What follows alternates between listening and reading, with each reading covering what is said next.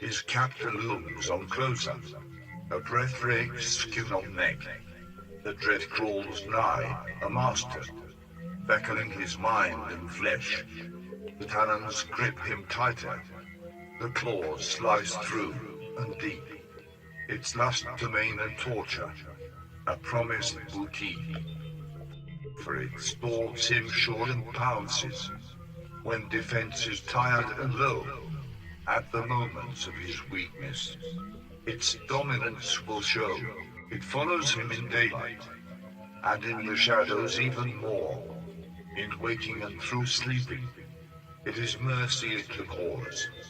It gives no ground or quarter, when more pain it can induce.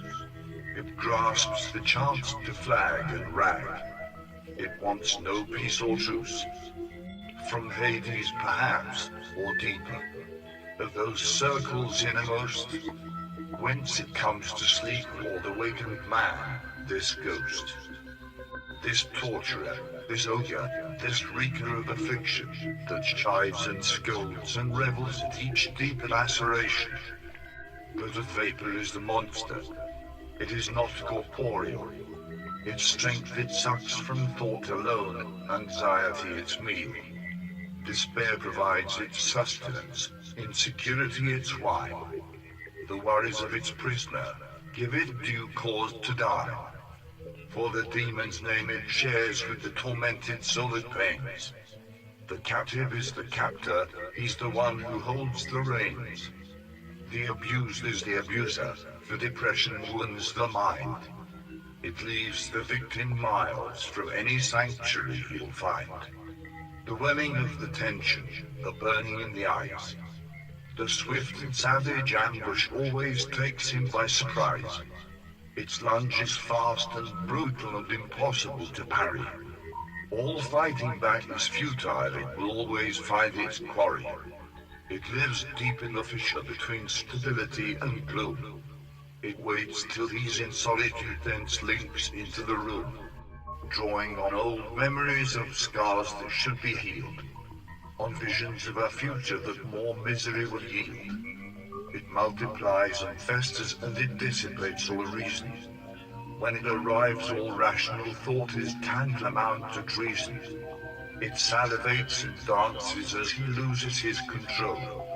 It chuckles as his world falls down to plague him as its goal. For the victim chooses his own fate, the demon merely aids his descent into helplessness as rhyme and reason fades. The fuel is stacked up by himself, made fired by embers blown. By his own lips as spiraling his mood sinks ever down. He looks upon the life well lived, but sees only the failures. He can't conceive or countenance he'll ever meet a savior. The loves and treasures of his heart for whom he'd kill or die, he knows must never learn of this, he must preserve the lie. Those fleeting thoughts of letting go must never be revealed. The battles fought inside his head will always be concealed, and the knowledge of his weaknesses, not a man amongst real men, and the buckling under loads that weigh so heavy now and then, of his follies and discretions that have shamed him and endured, of the duty to keep from letting hungry wolves come through the door, and the fear of being a husband undeserving of his wife, or the strains of raising children to resist the ills of life. The yoke bridging the shoulders chafes so deeply time to time, while he sits with eyes drawn up to the abyss he has to climb. Slowly he returns and rediscovers how to cope.